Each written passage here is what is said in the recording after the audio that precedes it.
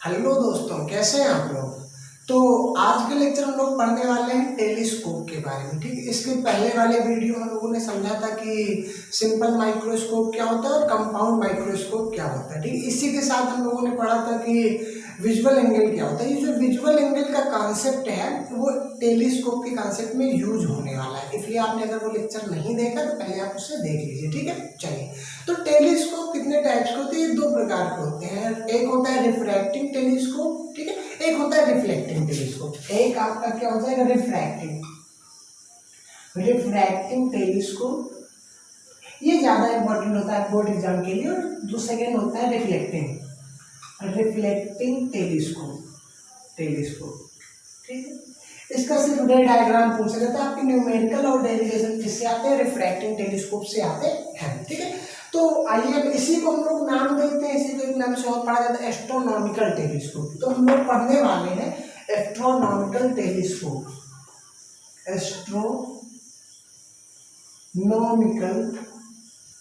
नॉमिकल telescope ये क्या होता है? It is a refracting type telescope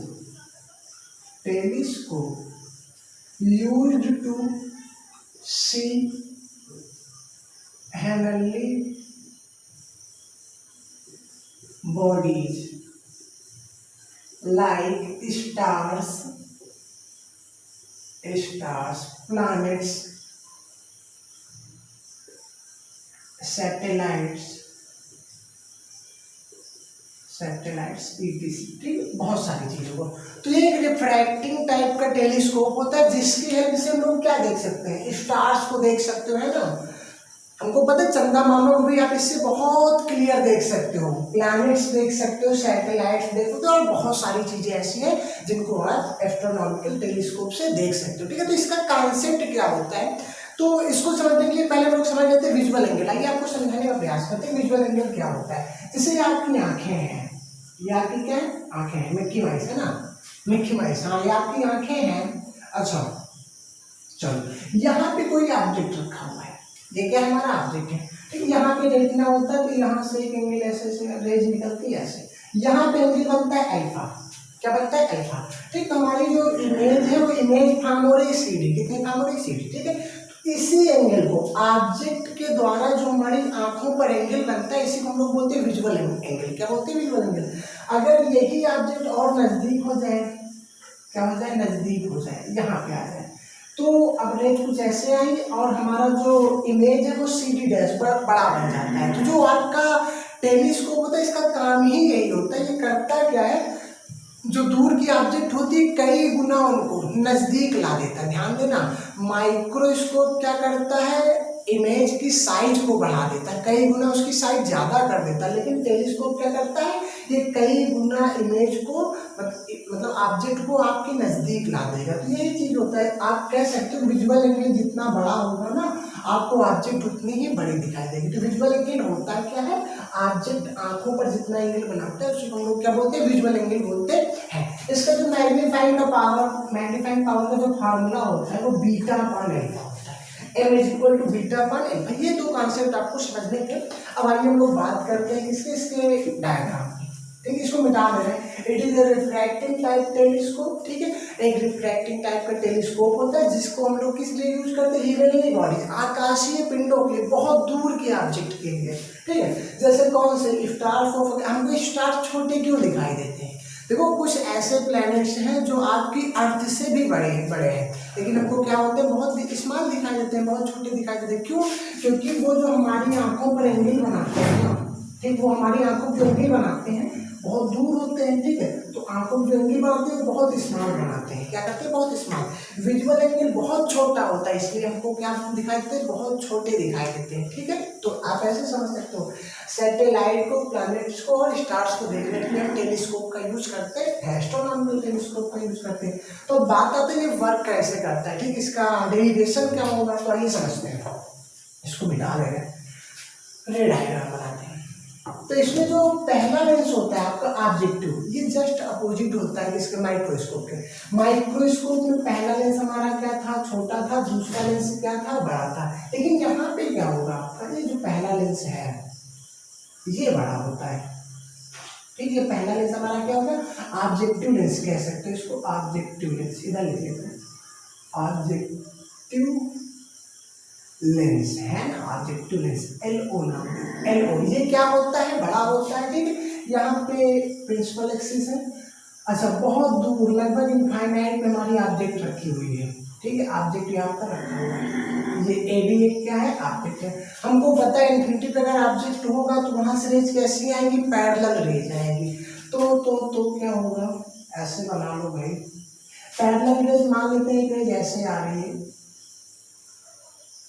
ये एक रेज से आई, आपस में पैरेलल रेज आएंगी, एक रेज कुछ इस प्रकार से आ रही है, ऐसे आई और यहाँ से रिफ्रैक्ट हो गई, रिफ्रैक्ट होकर यहाँ पे कहीं से कट करती है, ठीक। यहाँ पे आपका छोटू सा दूसरा लेंस रखा होता है, इसको हम लोग नाम देते हैं आई पीस लेंस। कौन सा लेंस होता है आपका, ये आई पीस लेंस होता है, आई पीस लेंस, आई पीस लेंस होता है, ठीक। चलो अब हमको पता है कि जहां पर ये दोनों कट करेंगे वहीं पे क्या होगा, आपकी इमेज बन जाएगी, ठीक है।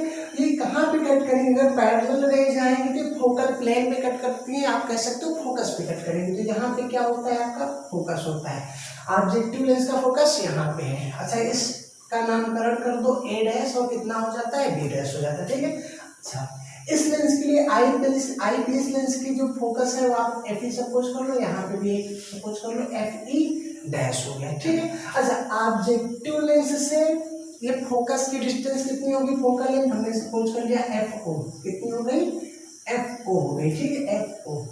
चलो कहाँ से कहाँ तक, LO से FO तक की डिस्टेंस आपने कितना सपोज कर लिया, FO, ऑब्जेक्टिव लेंस की फोकल लेंथ हो गई। चलिए अब ये जो ऑब्जेक्टिव लेंस से जो इमेज बन रहा है आपका, ऑब्जेक्टिव लेंस के द्वारा जो इमेज A', B' फॉर्म हो रहा है, ये आई पीस लेंस के लिए वर्चुअल ऑब्जेक्ट का काम करेगा। किसका काम करेगा, वर्चुअल ऑब्जेक्ट का काम करेगा।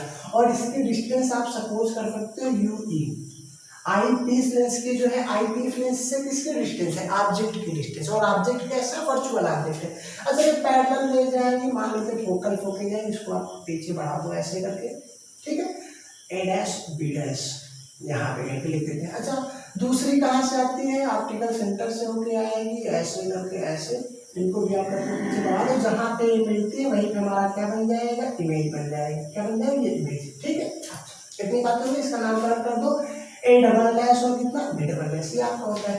अच्छा यहाँ से यहाँ तक की डिस्टेंस कितनी है, D है, कितनी है, या फिर आप VE मान सकते हो, कितनी मान सकते हैं, ये डिस्टेंस हमारी क्या है, VE। अच्छा अब बात आती है इसमें ऑब्जेक्टिव लेंस को बड़ा क्यों रखते हैं और इसको छोटा क्यों रखते हैं, ठीक है। देखो यहाँ पे क्या होती है, इनफाइनाइट में हमारा ऑब्जेक्ट है, बहुत दूर ऑब्जेक्ट है, तो उसको क्लियर देखने के लिए, ऑब्जेक्ट आपको स्पष्ट दिखाई दे, क्लियर दिखाई दे, इसके लिए बहुत ज्यादा से ज्यादा रेज आपके लेंस में प्रवेश करनी चाहिए, एंटर करनी चाहिए। जितनी ज्यादा रेज आएगी, नंबर ऑफ रेज जितनी ज्यादा होंगी, आपको ऑब्जेक्ट उतना ही क्लियर दिखाई देगा, ठीक है। तो यहाँ से अगर छोटू सा बनाए लेंस को, तो वहाँ पे 2-3 रेज आएंगे और आपको क्लियर ऑब्जेक्ट नहीं दिखाई देगा, हल्का सा ब्लर धुंधला ऑब्जेक्ट दिखाई देगा।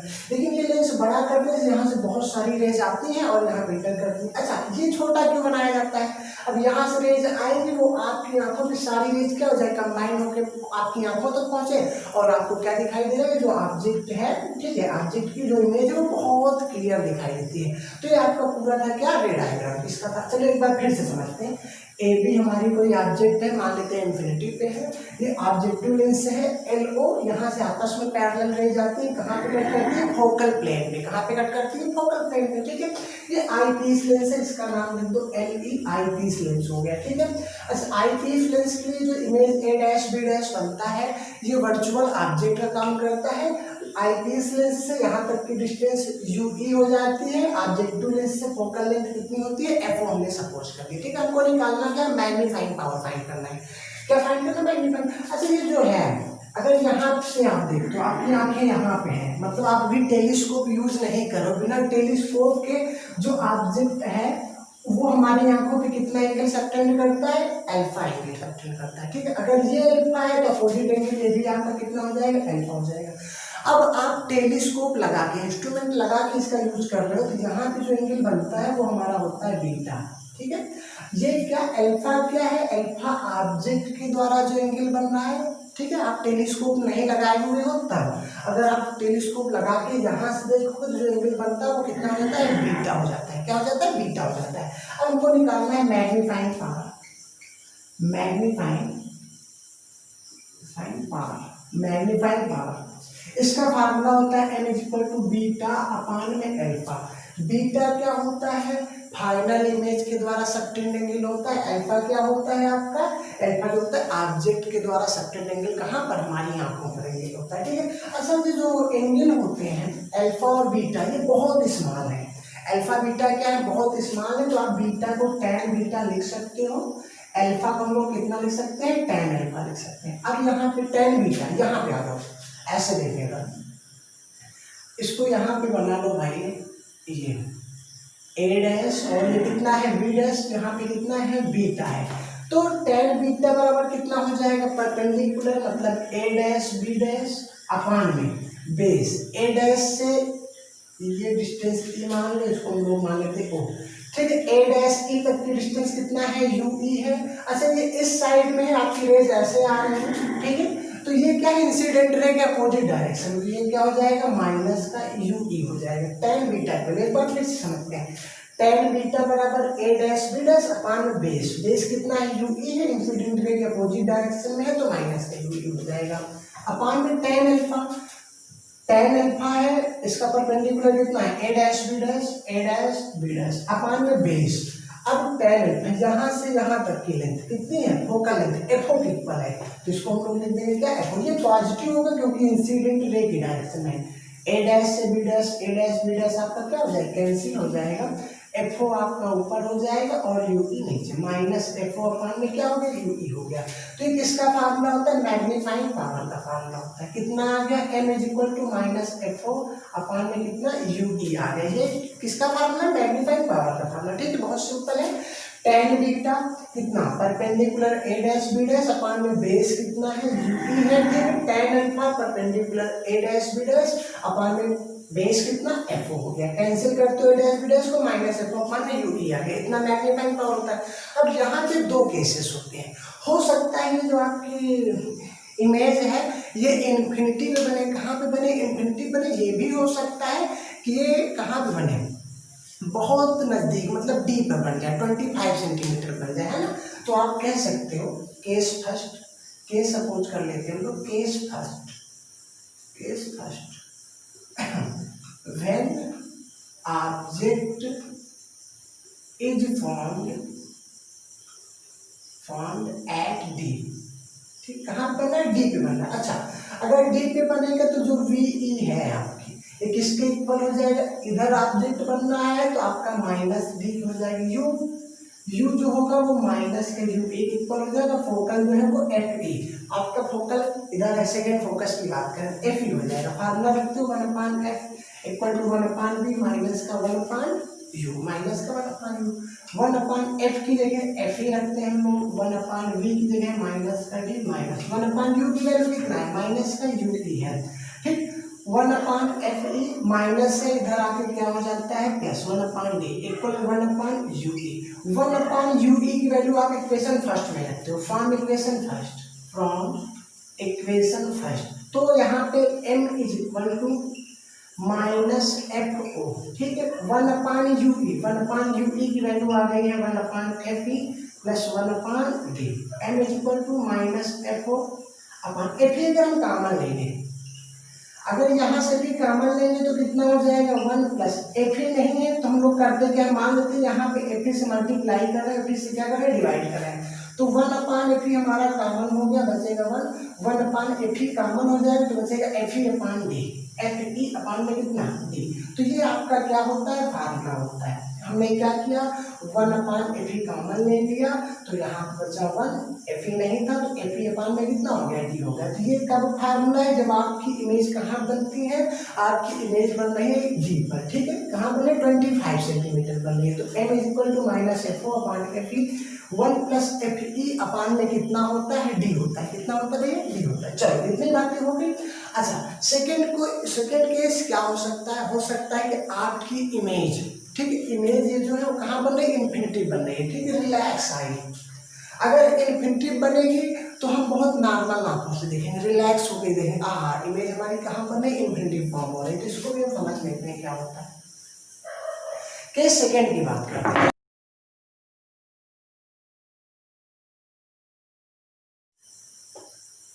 When image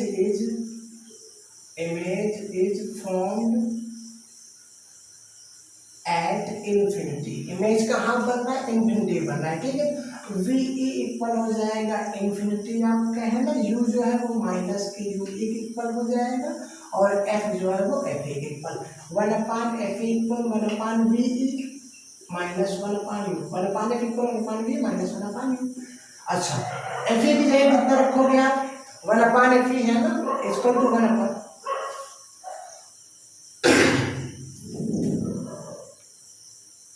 V की वैल्यू कितना है, इनफाइनाइट है, -1/U की जगह -1/U, 1/FE is equal to 1/UE, ठीक है। यहाँ से आप कह सकते हो UE जो है वो FE के इक्वल है। तो फ्रॉम इक्वेशन फर्स्ट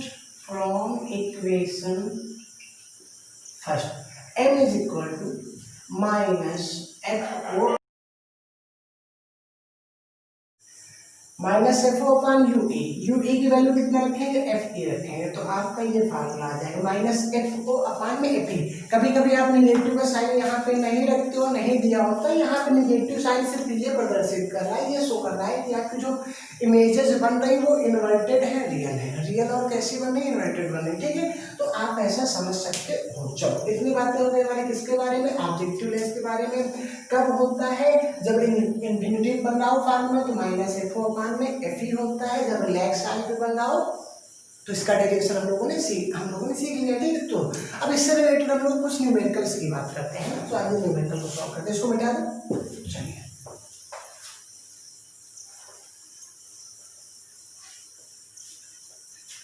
न्यूमेरिकल से पहले हम लोग बात करते हैं टेलीस्कोप की जो फोकल लेंथ है ये कितनी होती है, एक बार फिर से समझ लेते हैं। जैसे हमारा क्या था, ऑब्जेक्टिव लेंस था, ये छोटा सा क्या था हमारा आई पीस लेंस है, ठीक है। यहाँ पे कहीं इमेज बन रहा था ऐसे करके, A डैश B डैश और फाइनल इमेज यहाँ पे बन रहा था कितना, A डबल डैश और B डबल डैश। यहाँ से यहाँ तक की डिस्टेंस ये FO होती है ना, फिर फोकल लेंथ कितनी थी, FO थी। इसके लिए लेंथ कितनी थी, U की थी, ठीक है। हमको क्या निकालना है, हमको निकालना है माइक्रोस्कोप की टेलीस्कोप की लेंथ ऑफ टेलीस्कोप की लेंथ कितनी होगी, है ना। चलो ये हो जाए। देखो लेंथ का मतलब क्या होता है, दोनों लेंसों के बीच की डिस्टेंस आपको फाइंड करना है। तो यहाँ पे FO है, प्लस में ये डिस्टेंस कितनी है, UE है। अब आपको ध्यान देना, लेंथ मेजर कर रहे हैं तो ये नेगेटिव साइन के साथ नहीं रखेंगे, पॉजिटिव साइन रखेंगे। किसमें रखेंगे, पॉजिटिव साइन। ये कब होगा, जब आपका इमेज D पे बन रहा है, कहाँ बन रहा है, D पे, एट इन्फिनिटी। अगर इमेज आपका इन्फिनिटी बनता है तो हमको पता है अगर इमेज इन्फिनिटी पे होगा तो UE किसके बराबर हो जाएगा, FE के बराबर हो जाएगा। UE किसके, इमेज इन्फिनिटी तब बनेगा जब हमारा ऑब्जेक्ट कहाँ पे होगा, फोकस पे होगा, ठीक है। तो UE इक्वल में FE हो जाता है। इस केस में हमारी जो लेंथ होगी वो हो जाएगी FO प्लस में UE कितना रखेंगे, FE रखेंगे, ठीक है। तो अगर D पे बन रहा हो 25 सेंटीमीटर बन रहा हो तो FO प्लस UE होता है। इन्फिनिटी पे अगर इमेज बन रहा हो, रिलैक्स साइज से आप देख रहे हो तो FO प्लस कितना होता है, FE होता है। अब आइए हम लोग न्यूमेरिकल्स की बात करते हैं, इसको मिटाते हैं। क्वेश्चन हमारा पहला है कि the magnifying power of N astronomical telescope in the normal adjustment position is 100, ठीक है। मैग्नीफाइंग पावर दे दिया गया है तो आप लिख सकते हो यहाँ पे n की जो वैल्यू है वो 100 गिवन है। कितना गिवन है, 100 गिवन, ठीक है। The distance between the objective, objective मतलब एफओ है ना, एंड आई पीस इज 100, मतलब आप कह सकते हो टेलीस्कोप की लेंथ दे रखा है। तो टेलीस्कोप की लेंथ का जो फार्मूला हमने आपको बताया था, एफओ प्लस में क्या होता है एफ यूई होता है, ठीक है। लेकिन आपका ऑब्जेक्ट यहाँ पे क्या है समझ लो, कहाँ नॉर्मल एडजस्टमेंट पे है, ठीक है। तो नॉर्मल आई के लिए, रिलैक्स आई के लिए आपकी जो इमेज फॉर्म होती है वो कहाँ पे इन्फिनिटी बनती है। इन्फिनिटी के केस में जो लेंथ का फार्मूला होता है एफओ प्लस कितना होता है एफ, ये कितना गिवन है भैया, हाँ कहाँ गया है 101 सेंटीमीटर, कितना गिवन है 101 सेंटीमीटर, ठीक। Calculate the focal length of objective and eyepiece, FO और एफई की वैल्यू आपको फाइंड करना है। तो देखो क्या होता है फॉर रिलैक्स आई, आपको पता होना चाहिए फॉर रिलैक्स आई, ठीक है। इसको हिंदी में कहते हैं श्रांत नेत्र। रिलैक्स आई के लिए जो एम का फार्मूला होता है वो होता है माइनस एफ अपान एफ होता है, लेकिन आप पॉजिटिव वैल्यू रखो। माइनस सिर्फ ये प्रदर्शित करता है, ये शो करता है कि आपका जो इमेज है वो क्या है, रियल एंड इन्वर्टेड है। एफ ओ एम की जगह हम कितना रखते हैं 100 रखते हैं, एफ ओ अपान में कितना एफ ई, तो यहाँ से एफ ओ की जो वैल्यू आ जाएगी वो हो जाएगी 100 इंटू में एफ की। एफ ओ की वैल्यू कितनी आ गई 100 इंटू में एफ की। अब यहाँ पे आप रखो एफ ओ की जगह कितना रखेंगे 100 एफ ई रखेंगे, प्लस में कितना है एफ ई 101 है, 100 में 1 जोड़ो आप कितना हो जाएगा 101, 101 हो जाएगा एफ ई, और ये 101 है ना 101 कैंसिल हो गया, एफ ई की वैल्यू 1 सेंटीमीटर आ गई, कितनी आ गई 1 सेंटीमीटर आ गई।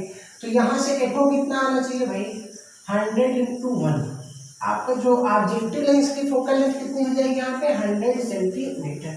तो यहाँ पे क्या गिवन था आपको, मैग्नीफाइंग पावर गिवन थी, ठीक। यहाँ पे नॉर्मल एडजस्टमेंट की बात करें रिलैक्स आई के लिए एम इक्वल होता है एफ ओ अपान में एफ ई होता है, एम की वैल्यू 100 है, एफ ओ आप क्रॉस मल्टीप्लाई करते हो तो एफ ओ इक्वल टू कितना हो जाता है 100 इंटू में एफ ई हो जाता है, ठीक है। अब कह रहा है दोनों के बीच की लेंसों के बीच की जो डिस्टेंस है वो एफ ओ प्लस कितनी है एफ ई है 101 गिवन है, ठीक है। 100 एफ ओ की वैल्यू हम यहाँ से उठा के रखते हैं, ठीक है, एफ ई रखते हो 100 में एक ऐड करते हो 101 हो जाता है, कैंसिल आउट होके F E equal to 1 centimetre हो जाता है। एफ ई की जगह 1 रखते हो ना तो 100 इंटू 1 कितना हो जाएगा 100। तो ऑब्जेक्टिव लेंस की जो फोकल लेंथ होती है वो कितना गिवन है यहाँ पे, इस केस में 100 सेंटीमीटर, कितना है 100 सेंटीमीटर। आपको पता होना चाहिए ऑब्जेक्टिव बड़ा होता है, आईपीस लेंस क्या हो जाएगा छोटा, इसकी फोकल लेंथ 100 सेंटीमीटर है और इसकी कितनी 1 सेंटीमीटर, मतलब कि ऑब्जेक्टिव लेंस की तुलना में कंपेयर में क्या होता है, ये आपका जो आईपीस लेंस होता है बहुत छोटा होता है, ठीक है, मतलब एक्चुअल में बड़ा होता है लेकिन इसकी तुलना में ये क्या होता है छोटा होता है।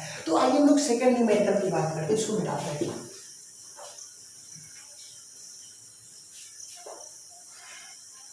सेकंड न्यूमेरिकल हमारा, a telescope has an objective of focal length 200 centimetre, मतलब ऑब्जेक्टिव लेंस की जो फोकल लेंथ है एफ ओ वो कितना गिवन है आपको 200 सेंटीमीटर, एफ ओ की वैल्यू कितना भैया 200 सेंटीमीटर है, and eyepiece of focal length, जो आपका आई पीस लेंस है उसकी फोकल लेंथ कितनी है 5 सेंटीमीटर। तो आप कह सकते हो कि एफ ई गिवन है 5 सेंटीमीटर।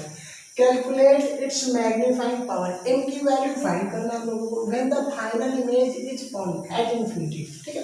तो पहला केस क्या है, when image is formed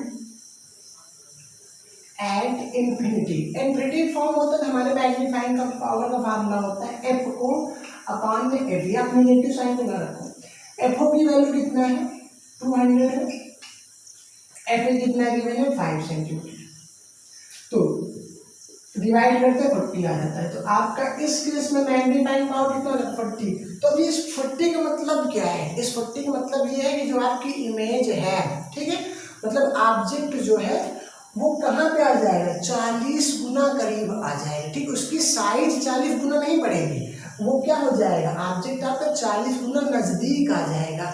microscope क्या करता है साइज को बढ़ाता है, लेकिन ये क्या करता है डिस्टेंस को घटाता है, 40 गुना और नजदीक आपकी ऑब्जेक्ट आ जाएगी, आपको ऐसा लगेगा, ठीक है, इसलिए आप क्लियर देख पाओगे। सेकेंड केस में क्या होता है, इसको केस ए मानते हैं और ये सेकेंड केस में क्या है। अब आपको क्या करना है मैग्नीफाइंग पावर फाइंड करना है, when the final image is at distance of distinct region, आपको जो फाइनल इमेज है वो कैपिटल डी पे बनता है 25 सेंटीमीटर बनता है। तो सेकेंड केस में क्या होता है, when image is image is formed at D, capital D में। तो इस केस में हमने फार्मूला पढ़ा था FO अपान में FE 1 प्लस FE अपान में क्या होता है, कैपिटल डी होता है। तो FO की वैल्यू कितना गिवन है, टक टक टक टक 200 है ना। FE कितना गिवन है भाई 5 सेंटीमीटर, 1 प्लस FE कितना है 5 सेंटीमीटर, और D की वैल्यू आपको पता होना चाहिए क्या, डिस्टेंस ऑफ डिस्टिंक्ट विजन जो होता है वो 25 सेंटीमीटर होता है। तो इसके लिए हम लोग रख देंगे 25 सेंटीमीटर। इसको डिवाइड करते हो 40 आता है, m is equal to 40 into 5 one जा 5 5 प्लस 1 कितना 6 अपान में 5 8 जा 8 इंटू 6। इस केस में कितना हो जाएगा 8 6 जा 48, ठीक है। अब यहाँ पे कितने गुना नजदीक आ जाएगा, जो आपकी ऑब्जेक्ट है वो 48 48 गुना करीब आ जाएगा, ठीक है। तो यहाँ पे मैग्नीफाइंग पावर, जब आपकी इमेज डिस्टिंक्ट विजन पे बनती है तो आपका मैग्नीफाइंग पावर ज़्यादा होता है, जब इन्फिनिटी बनती है तो मैग्नीफाइंग पावर क्या होता है, कम हो जाता है, ठीक है। तो यहाँ पे 48 गुना और नज़दीक हमारा जो ऑब्जेक्ट है वो हमको ऐसा लगेगा कि आ गया है। तो ये हमारे कुछ थे न्यूमेरिकल्स और क्या था डेरिवेशन। आई होप कि ये लेक्चर आपको पसंद आया होगा, ठीक है। तो बस आज के लिए इतना ही रखते हैं, थैंक यू।